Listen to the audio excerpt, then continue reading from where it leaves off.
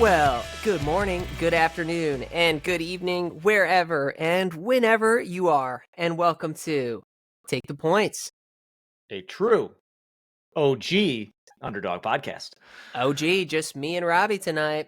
That's right. It God feels knows good. what Steve's doing. Probably watching wrestling, doing roids. Who knows? Oh, man. We love you, Steve. Yeah, we do. Yeah, we Man, do.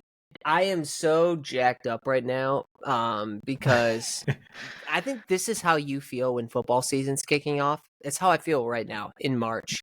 Like, we just had the selection Sunday today. Mm-hmm. All the conference championships just happened. There's been basketball all day, every day. We're looking at the start of the NCAA tournament, some insane days ahead. Plus, you got, like, we're not going to talk about this today, but you got NBA playoffs are looming.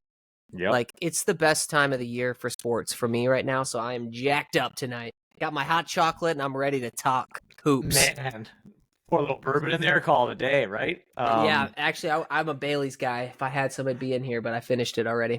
Got it. And Wilson, we got to start. Shout out to you. Prayers out to the knee. We know you got a lot going on. I'm glad you're here. I'm glad you're feeling better. Yeah. So fingers crossed for you. I appreciate it. Had an MRI done today, so I'm hopeful that I'll be able to be back giving my player perspective pretty soon. Thank you. But man, it sucked. Yeah, it was a tough moment, and it's been a tough week after having that happen. One of the most painful things I've ever experienced. Like, I knew immediately that I was just done, and I've seen a couple people go down in games since that. Like, Cooper Flagg went down the other night, and just like it's changed the way that I immediately feel for guys when they go down. Just because not from a basketball standpoint for me, but just from a life standpoint, it immediately was like, oh my gosh, I have to fly to this place for work on this day. I've got to, still like try to take care of my son. Like, we're going on vacation in a month. Like, the immediate things that jump to my brain of like, oh no, now this is going to get in the way of this and that. Times that by a million for guys who are like going into the NCAA tournament, or like it's their career that's on the line with that. So I feel for them. Yeah. Well, you got it. You got all of our listeners are praying and hoping for your speedy recovery. The good thing is your face is still good. You can still talk. So you got that part. The podcast will not suffer because of this injury. Podcast will thrive. I'll be able to give it even more of my attention now. I love it. Wilson is back, baby. I'm back. Although you've always been back, but anyways, I have missed a few lately, so I'm feeling like I'll be more present going forward. We are glad to have you back. Thanks, man. All right, you ready to talk some hoops? I love it. You ready to talk some Big Ten, some NCAA tournament seeding? How you feeling right now about the Big Ten tournament, finish of the Big Ten season, and then NCAA tournament? How are you feeling overall? First I'm wearing the Red Hawks hat today. I got to get out of the way early. My Miami Red Hawks had an 18-point lead in the first half yesterday in the MAC tournament championship game, and then proceeded to, I believe, not score in the last 6 minutes and lose at the buzzer to Akron. Dude, are you serious? Akron's a pretty good team too. Yeah, it was brutal. Actually, it was brother versus brother coaching, which is kind of cool. Oh, wow. Half brothers. But yeah, it was kind of a cool story. But anyway, so yes, we'll start with the Big Ten. I know we'll start with the tournament. Unfortunately, my Red Hawks will not be dancing, but I had to call them out just because I'm a Red Hawk through and through. So I appreciate that, though. That's like mad respect to that. Yeah, right. And then of course I had to flip over last night so Miami game ends, we lose. I flip over the Pistons game. Cade's getting tossed. Pistons come back, then they end up losing. It was just like most like it was brutal. Like, yes. I just was in one of those moments where it was like everything was wrong. It was like 11 o'clock at night. I was just like, damn it. Like, both my teams just lost. I hate everything. Well, I felt the same way yesterday. Saturday night was. Yeah. I mean, I feel you, because Michigan State lost yesterday to Wisconsin in a close game that they had been leading for most of the game. It was a tough game to lose. So, and then that Pistons game. Although I will say the Pistons did almost come back and win. I had a lot of pride in the team, like Malik Beasley, Tobias Harris down the stretch, JB Bickerstaff just showing out for the guys, like putting them on his back, especially in his press conference, just having their backs. When he was talking about how terrible the officiating was and getting Cade tossed for nothing. So yeah, that was pretty brutal. But yeah, that was a bummer. Can I get something off my chest? Please go ahead. All right. So I want to first say congratulations to the Big Ten champions, Michigan State Spartans. We got a banner going up. You know, we won Big Ten title, which is pretty cool. They had a crazy gauntlet coming down the end of the year. They won 8 games in a row, 7 games in a row against ranked teams, which is a crazy stretch. And then obviously they lost that one to Wisconsin on Saturday, which is a good team, and it was a tough loss. But I'm actually okay with that loss. But what I got to get, because it's going to prepare us better for the tournament, I think.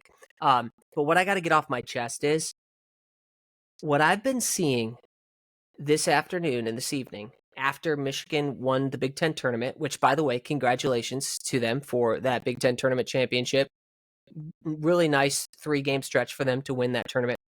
But what's really been bothering me is all of the posts from U of M's Twitter account or X account, from the NCAA tournament official account, and from ESPN, supposed to be the worldwide leader in sports, okay?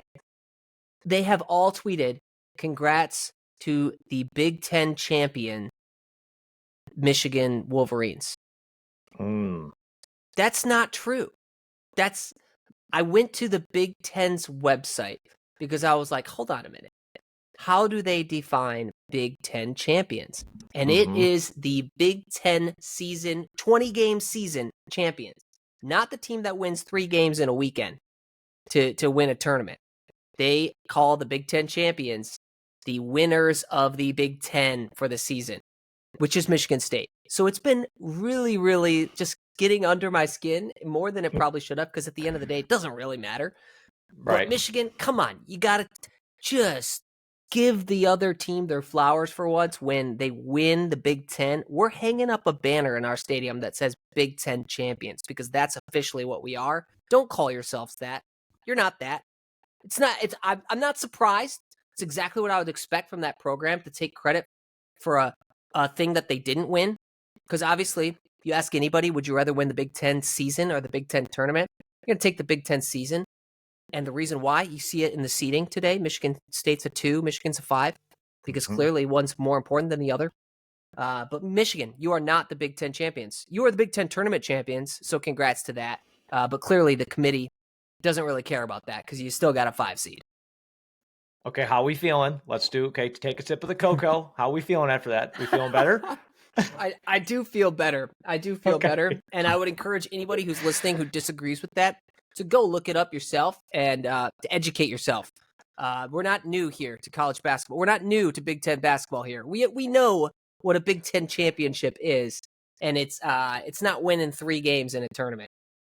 So Wilson, had they said we are Big Ten tournament champions, you have no problem. It is the mere illusion of saying that it is Big Ten champions. Yes, Big Ten champions is a thing. Because I've been watching Big Ten basketball for 25 plus years, and I'm not kidding. When I was a 2nd, 3rd grader, I was a diehard Big Ten basketball fan watching Michigan State. It's ingrained in me that Big Ten champions is not the Big Ten tournament. And so, if Michigan wants to say they're the Big Ten tournament champions, of course they are. They won it. But that doesn't really matter that much. And everybody who knows basketball really knows that. I've seen a lot of people on X saying, yeah, but the Big Ten tournament championship is really the only one that matters. It matters a lot more than the Big Ten. Come on. You won 3 games. It's the reason that it doesn't matter is clearly stated in the fact that there's like 3 or 4 Big Ten teams who got seeded higher than you in the tournament that really matters, in the NCAA tournament. Yeah. So clearly, Big Ten tournament, it's nice. Yeah. It's a nice to win, but it doesn't really matter. Yeah. I mean, from outsider perspective, Wilson, no skin in the game. My Hawks lost. seems like a little potato. Like, does it really matter? Like you said, the tournament was what matters. I get it. It's also Michigan. If this was Indiana doing this, I don't think you would care as much. I just don't. I think the fact that it's Michigan is a little extra poke. It is, but I will say, even if I saw, like, let's say Illinois won the Big Ten tournament championship and they were posting Big Ten champs, I would still be like, whoa. No, you are not. Only because Michigan State, obviously, if somebody else had won the Big Ten regular season this year, I wouldn't even be thinking about that. But okay. Michigan State is the Big Ten champion. Don't try to take that away from them. They won they won it fair and square by what, 2 or 3 games? 3 games, I think they won it by Big Ten this year. Yeah. So Michigan folded down the stretch, like did not have a good end of the year. That's why if there's ever a team I could argue that needed to have a good tournament, it was Michigan, which is what is so interesting, because your point, like, does the Big Ten tournament really matter? You look at a team like Michigan, if nothing else, screw the seeding. They needed this tournament to prove again that they are a good team. Like, I think they were really mentally, to me, coming down the stretch, were not in a good spot. They looked gassed. Like, the offense looked not great. Wolf wasn't playing that well. Guards were turning it over a ton. Just did not have a good end of the season. So, as you and I probably both agree, and I think from a Michigan State perspective too, this is obviously a common thing people say of, like, is this one of those tournaments where Izzo kind of says, hey, they've been hot coming into the tournament. I'm okay with the loss in the tournament. He'd never say that publicly. Give the guys a little reality check. You get out of there with no injuries. You head into the first round of the NCAA saying, hey, we lost to a good team. They only lost by 3, right? Kind of controversial play at the end of the game. Was it a foul? Was it not? For the record, I don't think it was a foul. But needless to say, you wonder if actually what happened for both teams was what both teams kind of needed, if you look at it in a very interesting way, right? Michigan needed this kind of coming together. Michigan State maybe needed that kind of punch in the gut a little bit to say, Izzo can make those guys go a little bit harder in practice, right? A little bit maybe less arrogant going into a game potentially, because that's the shit that gets you popped in the tournament. I bet that was his exact message to the team. So that was my kind of take on the Big Ten tourney overall. And I think Wisconsin played great too. I think they could be dangerous in the tournament if they end up getting hot too. So yeah, look, I totally agree. I think if you would have asked me yesterday, do you want Michigan State to lose this game? No, of course. I would wanted them to beat Wisconsin, and of course. But just exactly what you said, like, I think it's only going to be a good thing for them to have that experience of taking an L. They're still won 9 out of their last 10 games, so they got some insane momentum still. Like, You're not going to take the wind out of their sails by losing, a game that came down to a last-second shot against a good Wisconsin team who's a top 3. They got a 3 seed it's a great team. That's not going to slow them down too much, but did give them a little extra rest. Like you said, avoided any potential injuries today, so I'm okay with it. And for Michigan, look, they needed this Big Ten tournament that they had for sure. They played great, and they got a good squad. So I think they have a great chance to win some games in this tournament. They had lost their last 3 games of the regular season. They lost at home to Illinois by 20. Then they lost. That was a bad one. Yeah, they lost a second one in a row at home to Maryland, and then they got trounced obviously by Michigan State to end their season. So they really needed to pick me up here, and it was exactly what they needed to have happen. But I think Michigan fans are maybe a little bit, rightfully so, upset about the 5 seed that they got in the NCAA tournament, because they're really looking at these last 3 games that they just won in the Big Ten tournament, and they're forgetting the 3 games before that in the regular season that they lost. So what did you think? Did you think a 5 seed was good for Michigan?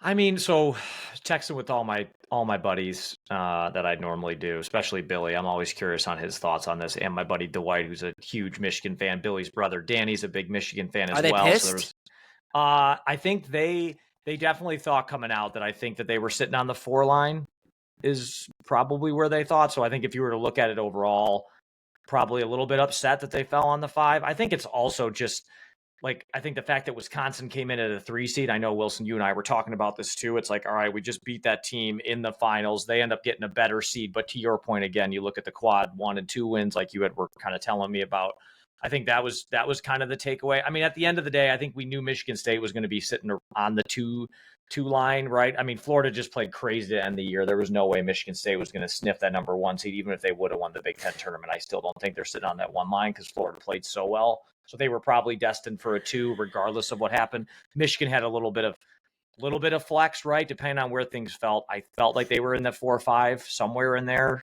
I didn't really think they could get to the 3 just because of just the wins that they didn't have this year, right? They were obviously had played a ton of close games, but the way that they finished down the stretch. So I think, could they have been a 4?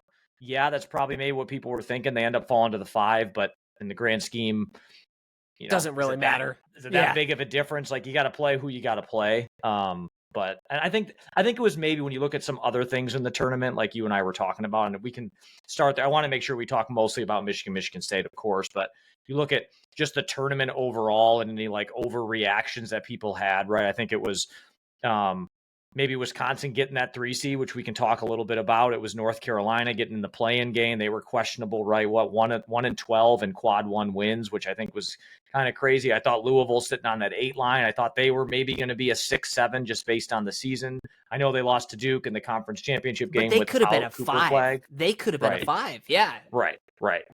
So that was my take. How about you? Yeah, no, I love it. When it comes to the 4 or 5 situation for Michigan, I think here's the reality. The Big Ten tournament, it just happens too late for them to take those games into real consideration for the seeding. Like, they won that game and they had already made the graphics for the the Selection Sunday reveal before that game was over. That was already decided. It's the dumbest thing ever, isn't it? By the way, that we got to wait this whole fucking time. Just release the thing. Like, can we just exactly? Whatever. That's a whole nother topic. But so you can't even take that win into account, which kind of sucks for Michigan, to be honest. Like, maybe if they had the time to deliberate after that and they see, okay, maybe it doesn't make sense to give Wisconsin the 3 and Michigan the 5. Who knows what could have changed? Yeah. But Michigan was flirting with a 6 potential when they lost their last 3 games of the regular season. So I think a 5 is fine for them. It was probably right. The tournament ended up right signing them if they were kind of teetering between a 4, between a 6, right? They kind of landed right in the middle of that title, which shows probably, to your point, where they would have been ranked had they not won the conference championship. Yeah. Maybe they would be staring down a 6 seed at that point. Like if they hadn't beaten Maryland, because that game had enough time to take into account. If they hadn't beaten Maryland yesterday, they might have fell to a 6. And I also think Michigan's just one of those teams going into this tournament that and again, this probably go for any team, when they're hot or when they're cold. Like, Michigan is that Dr. Jekyll and Mr. Hyde team here. Like they can be, when they are rolling and when they are at their best. Like, some of the guard play at the end of the game today, like the way that they were shooting. I know Wolf did not really do a ton at the end of the game, right? It was mostly on the guard play that looked really strong. Like, you get that going, like, that's where this team can be deadly. I ultimately think their lack of ability to rebound could be something that gets them killed in this tournament, because even though they got Golden and Wolf, they don't play super well down low in the post, which I think is a killer in the NCAA tournament. But that's one of those teams that is that perfect 4 to 6 seed where you're like, okay, if they really get hot, this team can really beat anybody, which I do believe that in Michigan. Like, I think that they can do that. But what team's going to show up? As of recent, the team that was showing up was the 6 seed, right? The team that can't get it done, just looked like they were falling apart, turning the ball over a ton, right? It seemed Wolf just looked out of gas to me these last couple games too. Before the tournament, just looked like he had nothing left. So that's March Madness. There's 30 teams that could say the same thing. Oh, they're hot, they're great. Oh, they get cold, they're not going to be good. I just think Michigan is the epitome of that for me in this tournament right now, because I could see them losing this first round. I could see them winning 2 games. So yeah. No, while we're on Michigan, I'll just give my thoughts on their tournament hopes. Yeah, why don't we start there maybe with them? Yeah. Why don't we just start with Michigan, because we're already talking about them. So they're like we said, they will play on Thursday in Denver. They got a 10 p.m. tip. Michigan State also has a 10 p.m. tip in Cleveland, which is funny. They're both tipping at 10. Oh, I didn't even realize that. That sucks. Yeah, so Michigan's got to go. I think that was also, Wilson, part of the what do I think the reaction from my small pool of friends here was, not only did Michigan kind of where they fell on the line, but they got to fly to Denver and play on Thursday. That's a tough That's Wait a minute, that's they're playing in Denver. Oh yes, man, and it's on Thursday that night at sucks. 10 o'clock. Yeah, So that's yeah, that does yeah, suck for them. it's a tough However, pull for them. here's what I'll say. Michigan, like you said, Michigan has the ability to make a run. They've got some great players. Golden and Wolf are a really nice duo to have down low. Wolf has got some really incredible ball handling skills for a guy of his size. You see him taking step back threes. He can take it to the rack. He's a great player. Golden is like 7'1". Like he's going to be hard to stop. I don't care if he's not like a huge post presence normally. If you put a guy on him who's 6'8", he's going to have a hard time stopping him. He's 5-inch height difference. Like Golden should be able to just take him in the post. Yeah. And just looking at the lineup for UC San Diego, they just don't have the height. They got one guy on their roster who's 6'10", who doesn't really play. And then all of their guys who actually contribute, the tallest one is 6'8". Like, how are you going to guard Wolf and Golden?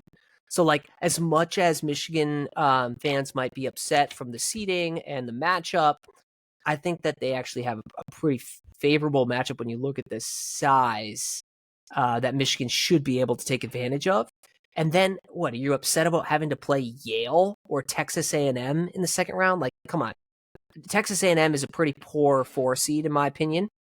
I think they got that based off of previous years, previous teams. Because when you look at their resume, they don't have a ton of great wins, and they don't have a ton of standout guys.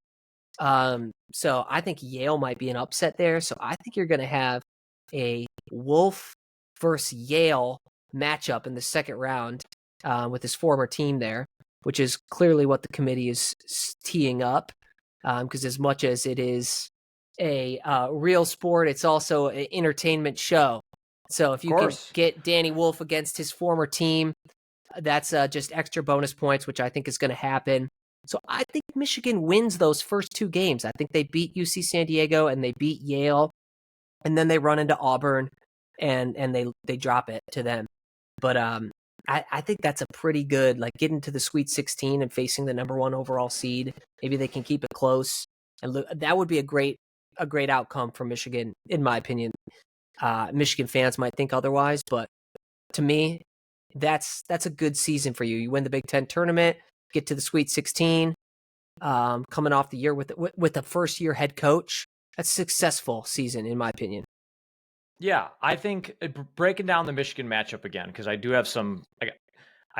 I got some data, Wilson. You know I love the data. So we're going naked eye off of data. Okay, so we got UC San Diego, the Tritons, by the way. So it's their first year eligible for the NCAA tournament, which is sweet. So they have great success in Division II. Ultimately moved up in the Division I. They won the Big West Conference tournament as well. So yeah, I mean they're really led by Tate Jones and McGee are kind of their 2 main guards. They average 20 and 17 a game, so a lot of heavy on the guard play. To your point.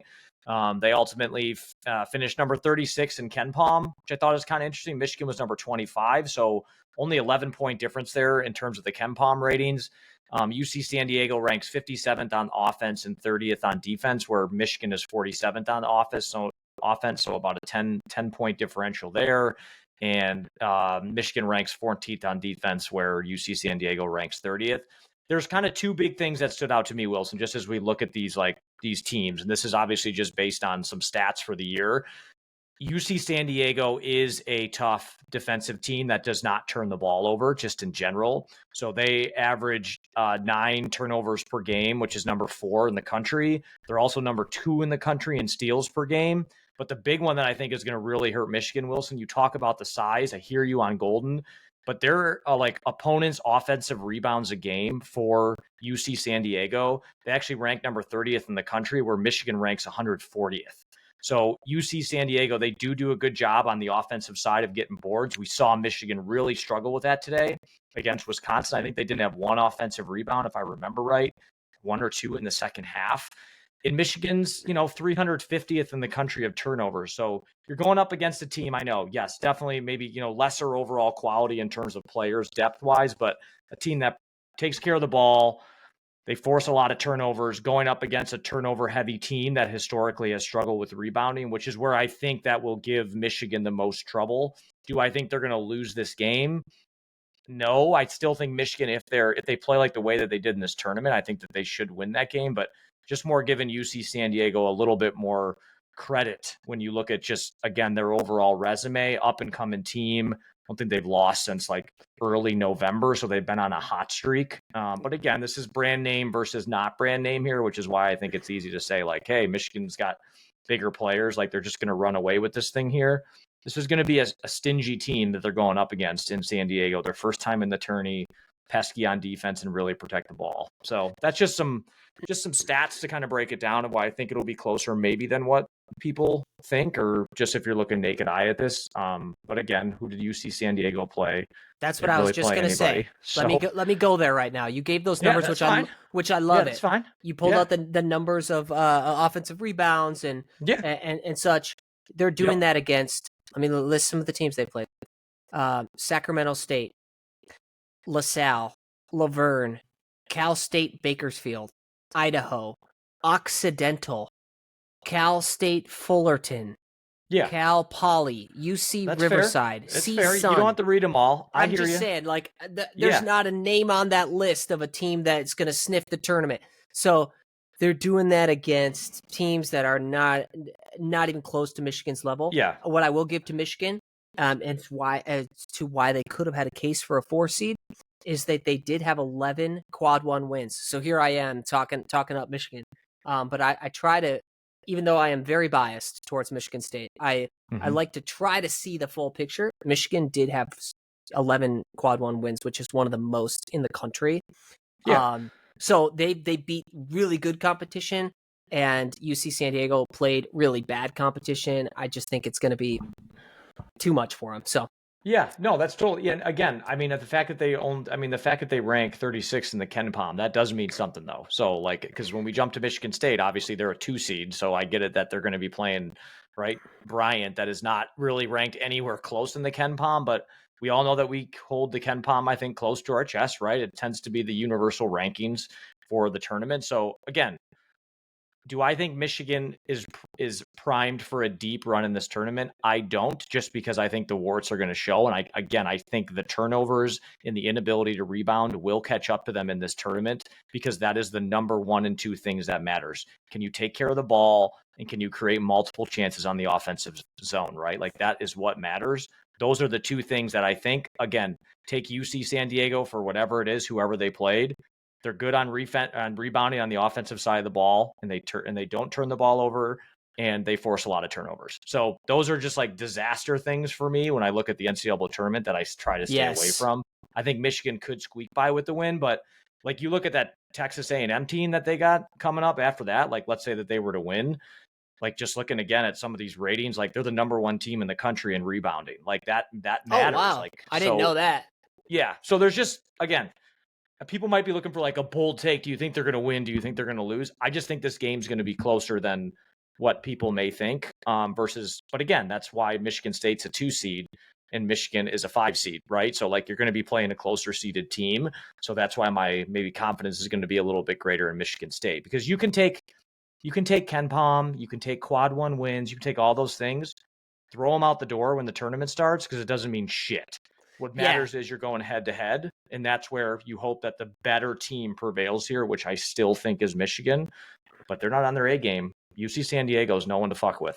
And this is why I love what you just said about the like, it all goes out the door when the tournament starts. For sure. I love the quad 1, quad 2, quad 3, quad 4, whatever. I love that system, to be able to do the seeding, to be able to make as best as possible, to try to get it as fair as possible for the seeding. But then it doesn't matter when you get there. This team had 13 quad 1 wins versus this team only had 7. Like, when you get into the game, sure, you can lean on some of that experience, but if the shots aren't dropping, they're not dropping. And we've seen what can happen, and it can change in a second, where a great team, like, I think about when Duke was a 2 seed a few years ago and lost. It happened to Michigan State against Middle Tennessee State. Like, it happens to everybody eventually. If you're in the tournament, you're in, you're out, you're going to lose a game that you just should have never lost. And then it shakes up that whole region, and everything has changed. So you can look at your draw right now and love it or hate it, but it's all going to change when the tournament starts. But for sure. For sure. And that's why all we can go off now is if you look at, again, stats, right? If I played nobody and I'm the number one rebounding team, I totally get it. But to me, you got 350, Division I teams or whatever, a team that ranks 7 in a category still means you're probably good. Okay, your competition sucked. Maybe you should be 50th. It's like, okay, that's still tough to go against. You know what I mean? It holds something, yeah. Because you could probably make the argument on the other side when we talk about Michigan State, how well they rank in those areas. Now, they've played a lot tougher teams, which then would lead you to say those stats are even more important because they've gone up against the best. Yeah. You know what I mean? So it can kind of go both ways. But either way, listen, I think Michigan's going to squeak by. I think it's going to be a close game. I ultimately think, though, if you just look at their overall way that they've played lately, I just don't have a lot of confidence in them to have a deep run, which is why I think there may be a one and done type win. But we'll see. Yeah, I like it. Plus, going to Denver, playing late at night, that does not help off of short rest. Call it what it is. These kids are 20 years old, so it's fine. They'll be okay. They're not 35 like you and me, but they're not going to tear their meniscus just going up for a layup like me. Correct. But one thing I will say that gives me a little bit of pause with Michigan right now is like pride always comes before the fall. They celebrated today like they won the national championship when they won that Big Ten tournament. They posted all over their accounts, we are the best. Literally, they put best in the Big Ten on their Twitter account. Like, you guys, you just won 3 games. You won 3 games, and you're the best in the Big Ten after not winning the Big Ten. I'm like, they might be too much on their high horse, and that would be if anything gets in their way, it's going to be that. It's going to be themselves. Yeah, which my counter to you, again, non-biased here, is that if it was Michigan State, they were winning, they'd be posting the same damn things. So, absolutely which I get not. It because they won the regular season. I totally hear disagree. you, but I totally disagree. I do not believe that Michigan State would be posting we are the best in the Big Ten just because they won the Big Ten tournament if they did not win the Big Ten regular season. Never seen them do that. I follow all their accounts. Michigan just has that air about them where they would just do that. That is not something Michigan State does. I would challenge you to find a post if you were to go back on their accounts that had that sort of vibe on a season where they were not the best. My counter to that is I don't have the time to fucking do that. And listen, if you're asking me, do I think there's some arrogance in Michigan fans? Yes. What's the famous line? How do you know somebody went to Michigan? Because they will tell you. I'm very well aware of that. And we have Mr. Wolverine fan himself on here, Steve, that literally acts like the entire world is against Michigan, right? And gives you just that slight little, we're a little bit better than you. We're going to talk down to you a little bit, which both of your programs talk down to my Red Hawks, so I shouldn't be one to complain about it. Wilson, I'm just saying, you look at it, Michigan State fan, it's coming into play here as it should. At the end of the day, it doesn't fucking matter. If Michigan State goes out and loses in the first round of the tournament and Michigan wins, then it doesn't guess matter. what? Okay, like you're going to get it shoved in your face that happened. Then like, whoever's the best in the Big Ten didn't matter. Yeah. Last thing I'll say about Michigan before we talk about Michigan State, just because I feel like we need to address it in the Michigan State game that happened, where Michigan State won by like what? The tragedy that happened? The tragedy at midcourt? Oh, yeah. It's rough. Here's my take on this. I am totally fine with, and actually kind of love, Michigan players standing at half court trying to disrupt that, ceremonious kissing of the logo for the senior send off.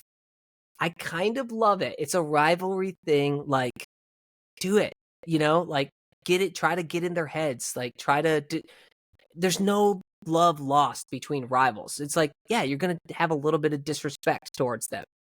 Mm-hmm. I don't have any problem with that. And I also love Trey Holloman going up to them and being like, guys, get the hell out of here. We're doing our thing right now. Like, I love it both ways. I think it's a good rivalry thing. It didn't have to erupt into a brawl, which it didn't. It was just some scuttling, some pushing. That's fine. Mm-hmm. What I don't like is the Michigan people afterwards being like, "Oh, but they were just standing there. Like, where are they supposed to be? They didn't know. They weren't doing it intentionally." No, F that. They obviously knew exactly what they were doing. Just own it. Just say, yeah, we're standing on your logo and we're disrupting your senior send-off. Don't try to say, no, they had no ill intent. They're just standing there. Don't be a wuss. Like, God, I love your impersonation of Steve. I love you. That's a great impersonation of Steve. That was Steve's take, right? He was like, oh, where are they supposed to be? Just two guys standing at half court. Come on, get out of here. Steve is not here, but his official take on the Michigan end of the Michigan State game was the game's still going on. They're still trying to win the game. They were down by like 13 with like 10 seconds left. And they substitute out players. I think your favorite player, Fat, was in the game, Wilson, by the way. I don't know was he really? Oh, hell he was one of the players. My biggest qualm of the entire thing, because I saw a lot of back and forth on this again, through some buddies going back and forth on it, was just own it. I think after the game, coming out saying, we didn't know that was a tradition. And then Steve was bitching today saying, what is it? The responsibility of the coach to know every team's. Can you imagine if you were watching a Michigan football game, and someone from the other team ran and ripped down or was standing right in front of that Go Blue, whatever support thing that they always run under? Right. You just know that's what it is. And everyone knows, right? Everyone knows that that's what obvious. Michigan State does, right? And when Dusty May, I believe, had coached at Indiana, which means he was in the Big Ten. So yes, it probably got brought up at some point. I just don't like that. I didn't even know that was a thing. Okay, I don't so even you care. feel the same. Just own, right. I actually love that it happened. I think it was awesome. I don't care. It's like planting a flag in a football game like Michigan did to Ohio State or whatever, right? When they plant, like, I get it. That is fine. That's rivalry. That's what we should have. Like, yeah, is it just disrespectful? Own it. Yeah, it's disrespectful. Just I love it. It's disrespectful, and just do it. It's your rival. Yeah. Right. Don't just be just own it. Just own it. Like, and don't be a puss afterwards. Yeah. Right. Because that's kind of what it felt like, oh, I didn't even know that it existed. That's what you say. Listen, heat of the game. I get what happened. They're trying to do some shit. Guys, we're still trying to win the game. So I'm going to let my players stand where my players are going to stand. Great. That's all that needed to be said. And you look at it from the Michigan State side, love it that there was a little bit of fire there of like, get the hell off my logo, right? Like, that's absolutely great. That's what it's just who pushed who and what back in the tunnel again at Michigan. I don't want to deal with that shit. I don't care. Like, I like that. I like a little bit of fire. That's what makes the rivalry great. So absolutely, Steve, if you're listening to this, which I know you are, sorry, dude, could not disagree with you more on just like the game was still going on and we had a chance to win. That's the weakest fucking argument I've ever heard in my life. Yeah. First of all, it was a 20-point game. And secondly, Michigan players hadn't stood at half court the entire game. So it's not like that was just where they normally stand. So, but I love it. That's great. I'm glad they did it. It was awesome. Made for great theater. So it should be. That's what it should be. So I'll just say that and I'll leave that there.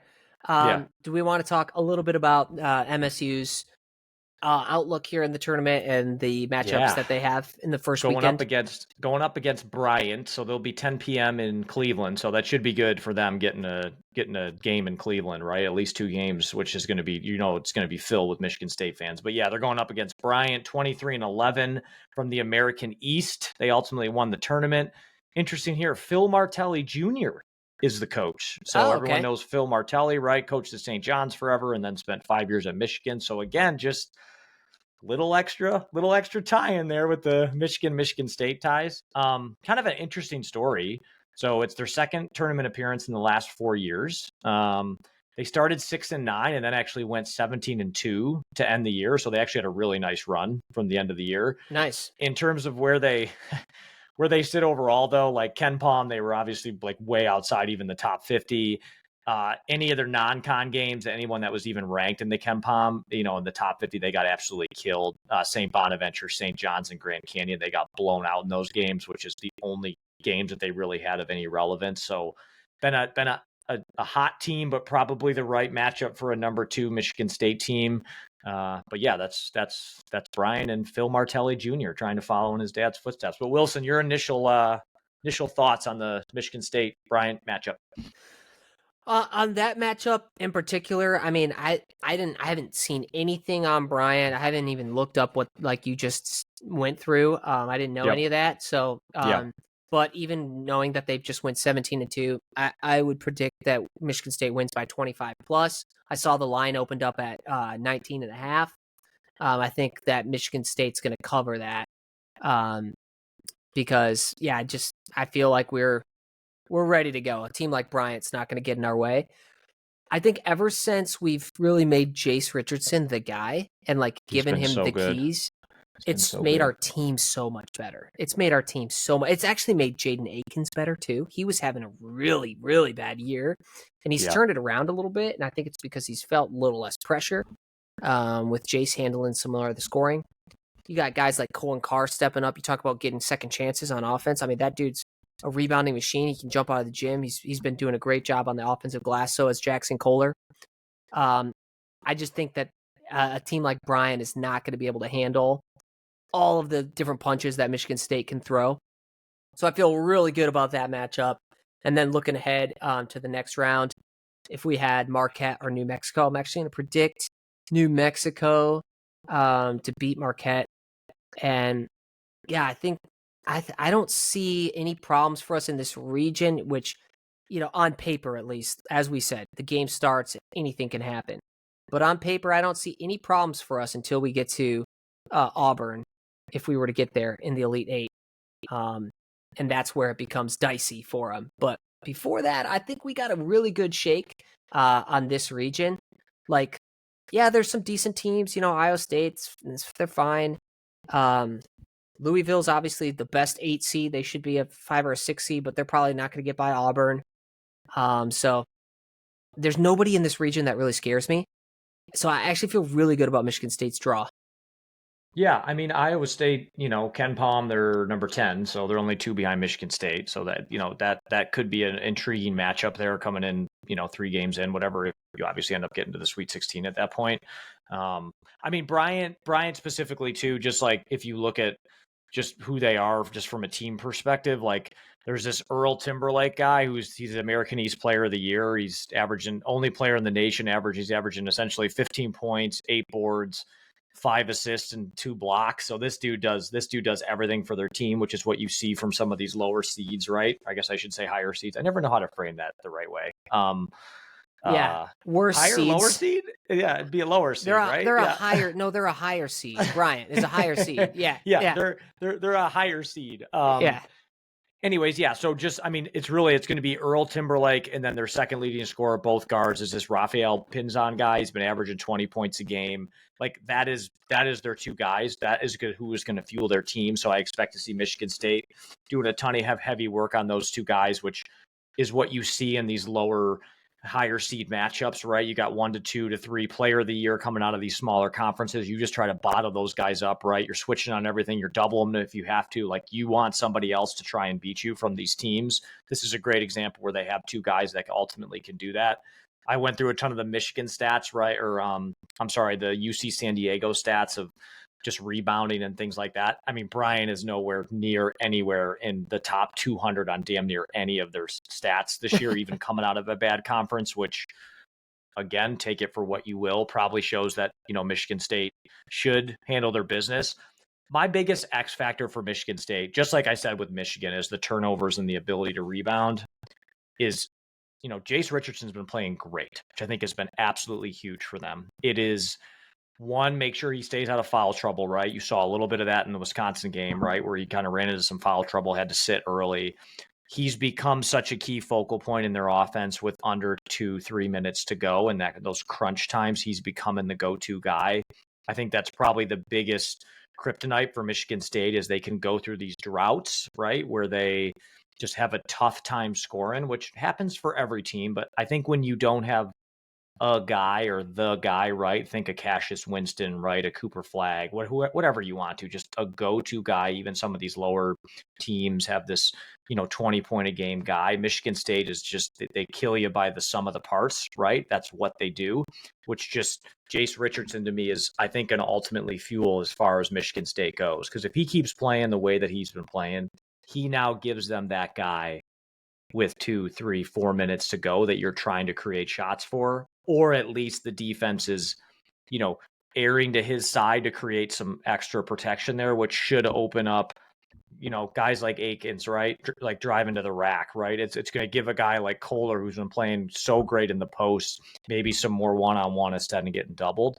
So that's just my biggest concern for Michigan State is can they work through that with their big rotation and all that of just those moments when they're really struggling to score? Who's going to be the guy to take over? Do you agree with that, Wilson, or what's your your take on that. I totally agree. I think Michigan State hasn't had a guy who could do that since, Cassius, since Probably Cassius. Miles Bridges would probably be even a better example of that, a guy that can just really absolutely take over and score in every way. But Jace Richardson, I think, is a guy who can do that. He can create his own shot. Not to that level yet. You can't call him, like what Cassius was his senior year, or even Miles Bridges. Obviously, Miles Bridges is a great NBA player now. So I'm not saying Jace Richardson is like on that level by any means, but he has that flash and that ability to create a shot. He's a great 3-point shooter. I think he was like 4 of 5 in the game yesterday against Wisconsin from 3. He's shooting like a little over 40%, I think, from the year from 3, which is fantastic. Yeah, he's played great. Played great. He's what we're going to need to make a deep run. But then you got a lot of guys who I think can add even more than they have already. Jaden Akins, like I said, had a tough stretch for the year, and I think he can really come on and take a step up. Jackson Kohler at the start of the year was dominant, and he's still been good, but I think he could step back into a bigger role of like creating shots and just like dominant rebound performances. He's had a couple. But even like Frankie Fiddler, I think, has been underutilized since the start of the year after he moved to the bench from the starting lineup. He's a guy who can, and he's done it. He was a 20-point per game scorer at Omaha. Like, dude knows how to score. So they got the weapons to make a run. And yeah, even like you mentioned, Iowa State being just a couple points behind them in KenPom. Yeah, dude, I'm looking right now, and they had a couple decent games, decent wins for sure. But then, like, I look at the games where they got blown out by Kansas State, blown out by Kansas, blown out by Arizona, lost to West Virginia. Like, I just feel like with the weapons that Michigan State has, that until you get to Auburn in this region, there's nobody that really stands out. Like, sure, we could have a bad game and just do what Michigan State does sometimes. Of course. And I mean, not anybody hit can. a shot. Yeah. Yeah. But Yeah. I feel pretty solid about our chances. Like, the biggest worry for me, you mentioned turnovers and rebounding. My biggest worry is that they just go out and shoot 15% from 3, which we've done a few times this year. If they do that, then we could lose to anybody. Like, Bryant could beat us. But I feel like that hasn't happened as much since Jace Richardson has been, given more control. Our offense has just flowed better. And I think Izzo's going to have these guys ready to go, taking good shots only. So yeah, I'm feeling really good, man. Yeah. I think this is probably one of those classic Izzo teams of, they're not going to beat themselves, where you've seen that maybe in the past, which I think is, again, you look at what wins in the tournament. It is that, right? It is protecting the ball, right? Yeah. Making sure that you're not turning it over, like you're maximizing every offensive possession that you have, and making sure you're getting good rebounds to not create second chances, especially when you're playing these worst seeded teams, right? And that's where I think Michigan State has that type of team this year. The games where they have not played well, that's what I think is so interesting about this team is they kind of buck the trend, right? They're not a great 3-point shooting team, right? Pretty much every team in basketball is all about the 3, right? Michigan State, they like to get out, they like to run, and they like to create turnovers, get steals, and then get the guys on the run. That's when that kind of that chaos starts, where Michigan State thrives. Like, you see a guy like Trey Holloman, right? Didn't have a great game yesterday, but him in the open floor, a couple of these times we've seen with his speed. And you look at a guy like Jeremy Fears and Akins, right? Or Akins, excuse me. Like, you get those 3 going, like, that's what gets this team moving. It's to your point. Can you survive a game where you shoot like you have sometime this year, where, let's say, Jace is off? You don't really have any other pure shooters on the team. That's, again, not saying they can't push through that. It's just more something to watch as we go in the tournament.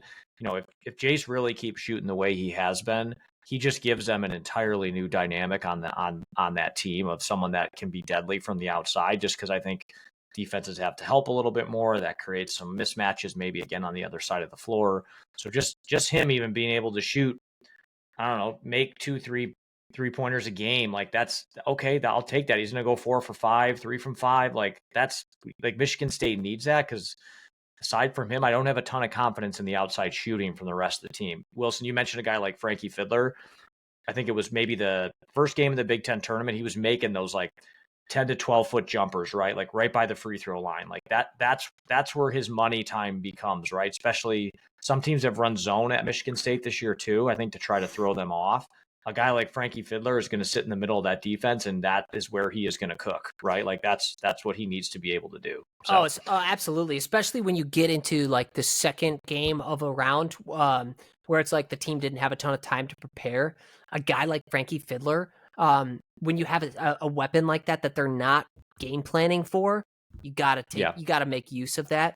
That's where I think like some of these teams can win a game or two. You know, like they've got a great player or a couple really good guys. They could do something really well. But if you don't have a real cast of characters, or just like a superstar, sure, you can have a Kemba Walker come in and take your team all the way there by himself. But most of the time, what we see with teams that make deep runs, they have a great player, but they also have a great cast of characters around them. Because you're going to end up in one of those games where you're just having a bad shooting night. Like Jace might have a bad shooting night. And then you can just say, let's run on him, which I think Michigan State's going to do anyways. But let's just run the court and have Cohen Carr just dunking lobs.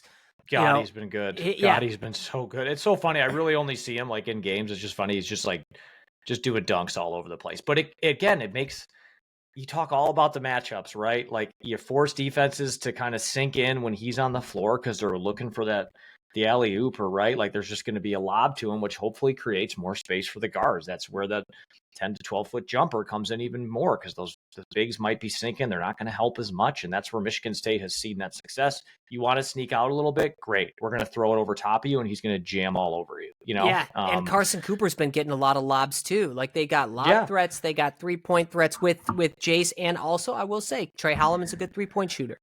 Jackson Kohler, you can't even leave him, dude. He just hit that one yesterday where they left him wide open and brought him right back. Michigan State almost came back and won that because of that shot. So I don't know. They got a lot of weapons, and I'm gonna predict it right now on this pod. I'm gonna predict an MSU Final Four. Wow, I'm predicting. I mean, your confidence is, if I'm a Michigan fan listening to this, Wilson, one, it's just oozing your hatred for Michigan and your love for Michigan State. That came out as Wait a minute. I actually gave Michigan a lot of props in this pod. I agree. I said that I'm not doubting that. I was very positive on their outlook because I do think that they have a good team and that they are going to win a couple games in this tournament. And I also gave them their props for being Big Ten tournament champions.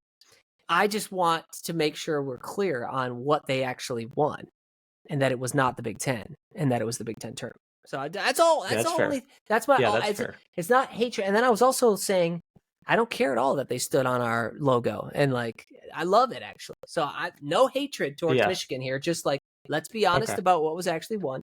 And then most seasons coming into the NCAA tournament for Michigan State outlook, I'm usually pessimistic, man. I see the bracket and I'm like, oh, we got screwed with our region. Like we got the hardest region. Like that's how I normally feel. And I think what it actually stems from is in those seasons, like a lack of confidence in our team's real ability. Because I see a matchup against somebody who's like just some, a pretty solid team. And I'm like, oh no. But this year I don't feel that way. I feel way more confident in the squad. So it's kind of just like I want those tough matchups because I think we can win them. So it's just a confidence in the team's ability from what I've seen from them this year is what's made me feel good. They got a gritty team. Like I think that's what's, again, as like a non-Michigan State alum, right, or a non-Michigan alum, like I always like you look at what works well in the tourney, and you said it yourself, right? It's having a guy, like the guy, right? Like it's generally what helps these teams win is in those like key moments. And that's where I think Michigan State, to me, they don't have necessarily like the name brand person like I'm used to seeing with them. And maybe it's just the post Cassius. Like I feel like he was the last big one that they had of that name. And I look at this team and it's like, Jace Richardson's turning into that, and they have a really, really fucking good team. Like you do not have the record that they had with the amount of wins that they had in quad 1 and quad 2 wins. Like you don't have that. What, they're ranked third? What, they went 13-5 in quad 1 and 5-1 in quad 2. I mean, 18 quad 1 and 2 wins with only 6 losses. Like, historically, right, it was Michigan State. They schedule hard to start the year. They get blown out by UNC or Duke to start the year, right? Izzo says, "Oh, we're trying to make the team tough." Like, this just was not that team this year. They just, from the gun, they've been good this year. And I think, again, it's bucking the trend of what you see in college basketball, which I think is what makes this so unique. They are not a great 3-point shooting team. It's not a strength of who they are.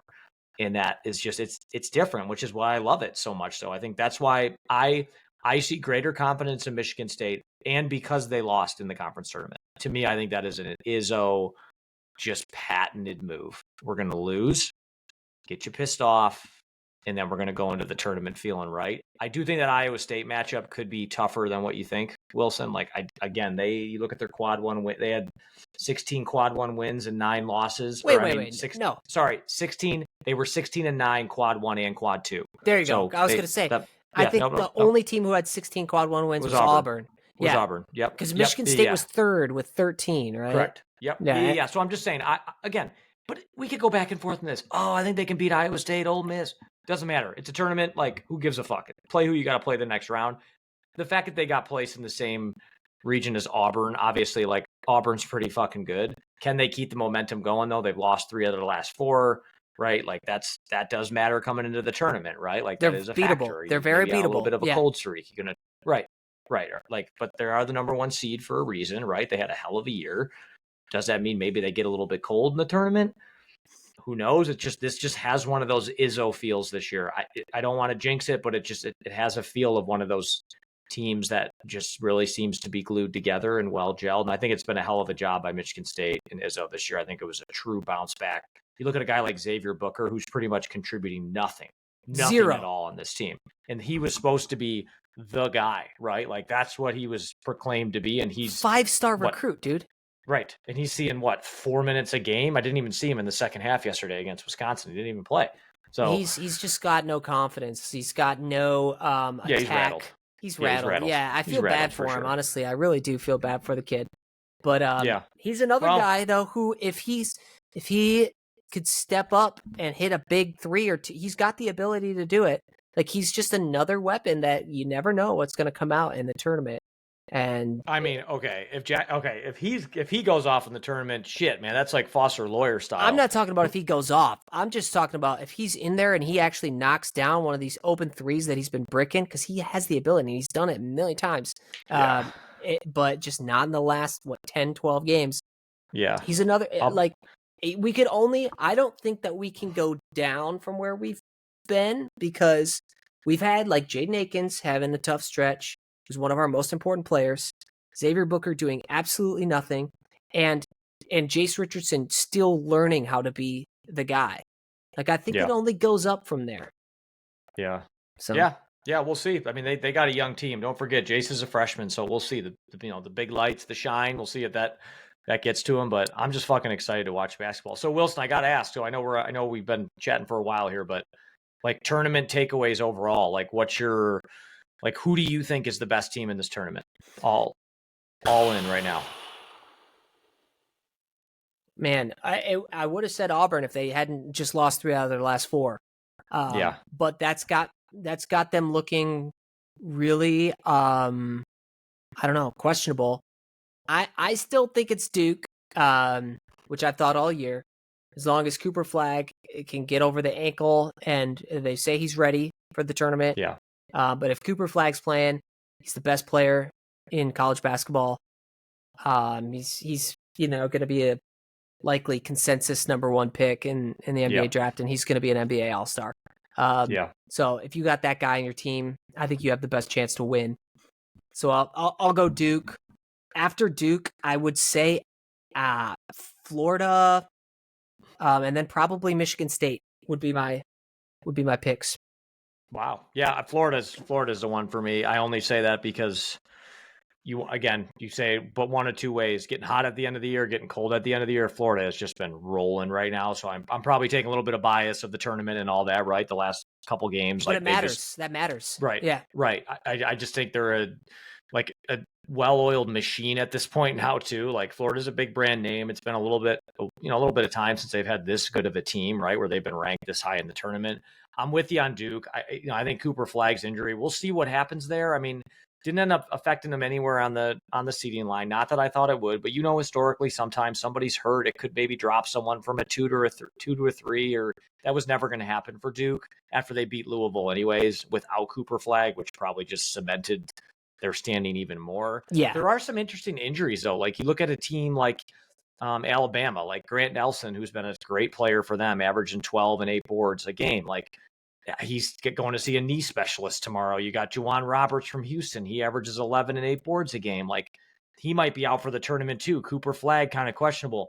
Anything like that opens up just a massive opportunity for other teams. That's where you look at a team like Auburn. Yes, they've been cold over these last couple games, but if they find their footing again, if they're healthy, like that's a team that's probably going to earn what their seed is. And I think we'll find out, early on in the tournament, they're going to play a 16 seed. So I don't foresee an upset happening there, but okay, they're playing that second round game going up against Louisville or Creighton. Like Louisville's going to be a good matchup, and you'll kind of figure out, okay, are they feeling good, or are they kind of still rebounding from, their end of season fail? So I'd probably say for me, it's probably Florida or Auburn is where I sit right now, of who I think just is the hottest team right now. I think Michigan State's right up there, though. I mean, like the top 3 to 5 of this tournament, without a doubt, which again, they're a 2 seed, so nothing earth shattering there. But yeah, I'm just going to say my final 4 right now is Michigan State, it's Florida, Tennessee, and Duke.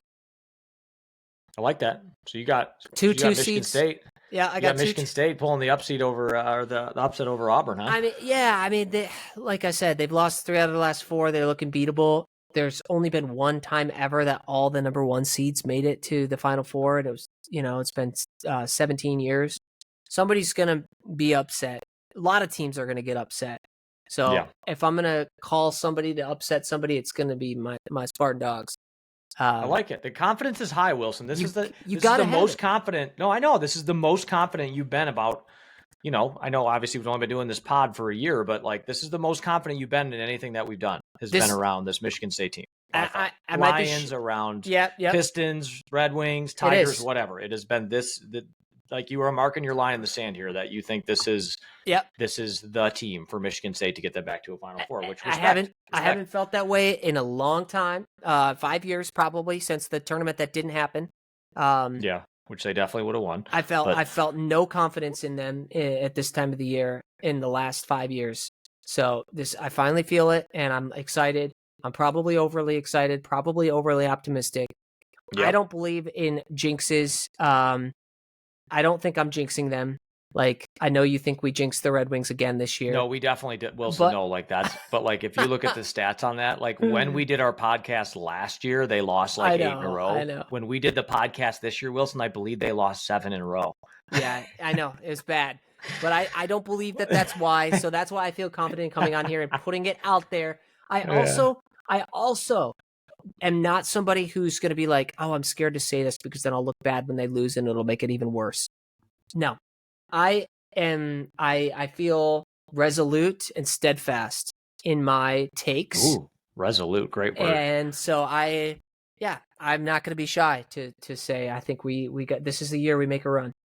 Okay, so you got Michigan State going to the Final Four. You have what? Michigan losing, and after the Sweet 16, you got to get into the Sweet 16 and then losing? I think that Auburn's going to take them out. Yeah. Okay.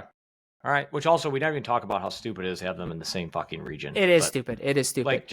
And I know it's like, oh, it doesn't matter. Big Ten team. Okay, come on. Like, just, can we have a little bit of variety? Like, really? I know. Come on. They're in the same, like, they're an hour apart. Like, I feel like you got to do like a little bit better than that. Like put them in the East region or something. Come on. I would love if they beat Auburn and Michigan State matchup in the NCAA tournament. Can you imagine? I kind of would love it. Which very would unlikely. Be awesome. Yeah, but that would be awesome to have that happen. Which maybe that's, again, we know they love the ratings. We've talked about this on like college football too. It's all about the ratings. Like the odds of that happening is slim, I think. But yes, I think so. Just as soon as I saw it, I'm kind of watching the bracket show and I'm getting excited. Like, all right, let's see. Okay, okay, cool. Let's see where Michigan State is. And it was like, fuck, really? Yeah. Like, Michigan, really? Same side? Okay. Oh, awesome. Sick. All right. But the reason cool. I would like it is because I want to take a line from Steve, what he said about Ohio State for Michigan. Michigan is Michigan State's booty call for college basketball. Like, wow. Dude, wow. I mean, we beat them by a collective 30 points over 2 games. At Chrysler, at Breslin, doesn't matter. Just whooped on them. Yep. Like, the matchup is just there for Michigan State. It feels like, I wish Steve was here because, man, it feels like you guys need a bet on something. Like, who the hell is going to go farther in the tournament? God, I don't know, like a tattoo bet or something. We got to do a hoodie bet between you two or something. Like, I already owe you both a hoodie, and you guys haven't told me what to get you. So I know. Maybe I'll get a Michigan State hoodie just because. Oh, I would. I would love buying that. I don't know. I'll buy you then 2 it feels of them like if it's Michigan State. I'm trying to be the non-biased pod member here. I'm trying to. Again, I cheer for the school I actually went to, unlike Steve. So that's fine though. I'd get you a Michigan State and a Michigan one. Great. Okay. That's even those stupid house divided ones. I hate that shit when people wear that. That's Shut the up. worst. That's Wear your school colors. Own it. Absolutely. Anyways, all right. Well, I don't know when we'll be back on, Wilson. Maybe we got the tournament this week. Again, I'm hopefully going to be dropping a pod with my my cousin at some point here too. That was on the Gators team. Maybe we'll get that out this week as just kind of a midweek drop. But maybe we'll try to jump on. Who knows? Maybe even this time next weekend. And kind of do a recap of how the tournament ended up for that first weekend. Love it. It sounds great, man. Cool. All right. Well, thank you all once again for listening to another hour and 6 minutes of Take the Points as we talk about college basketball. Super excited for this week. We will see you back here next week on Take the Points, a true OG underdog podcast.